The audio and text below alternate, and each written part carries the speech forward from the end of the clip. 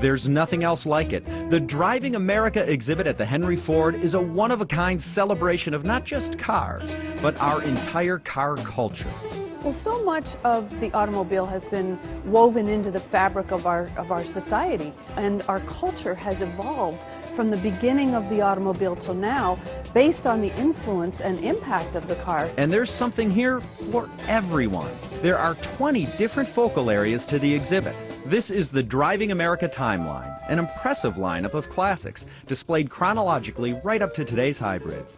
It begins with one of the rarest vehicles of them all, the 1865 Roper steam carriage, the oldest surviving American car. And you can see it here. There's also the first car built by Henry Ford, his 1896 quadricycle runabout. The timeline takes you through history, matching cars up with displays depicting what was happening in America at the same time. Driving America also showcases the influence of the car on other parts of American life. For instance, if you're taking a road trip, you might need to stop at a motel. And family road trips brought about the proliferation of motels and hotels. Like this familiar roadside icon, complete with a replica of a classic Holiday Inn hotel room. You'll also need to fill up on fuel. And this scale model of a Texaco service station of days gone by also provides a great opportunity for kids to play and get familiar with working on a car. The automobile also brought about fast food restaurants and diners. This is Lammy's Diner. It's been here at the museum for years, but now it's open for business, serving diner classics. And there are vehicles galore. Looking for luxury? Don't miss this legendary 1932 Bugatti Type 41 Royale. Only 6 were ever made. It originally sold for $43,000. Back then, the average person would have to work 31 years to afford it. Today, it's priceless. There's a great racing collection. And check out the Goldenrod.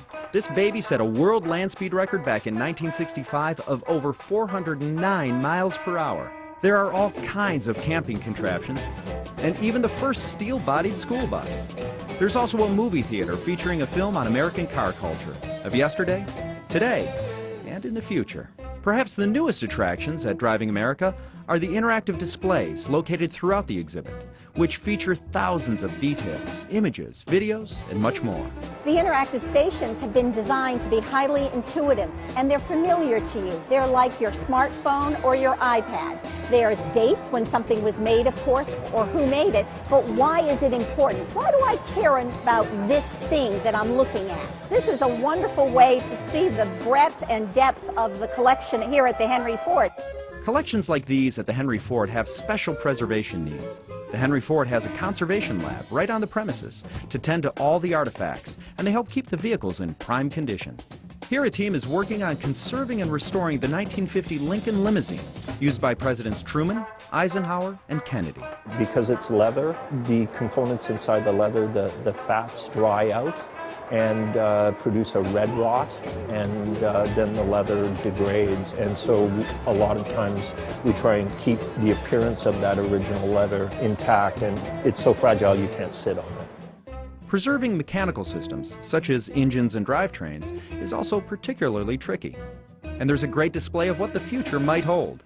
Driving America has formed a partnership with the Center for Creative Studies in Detroit.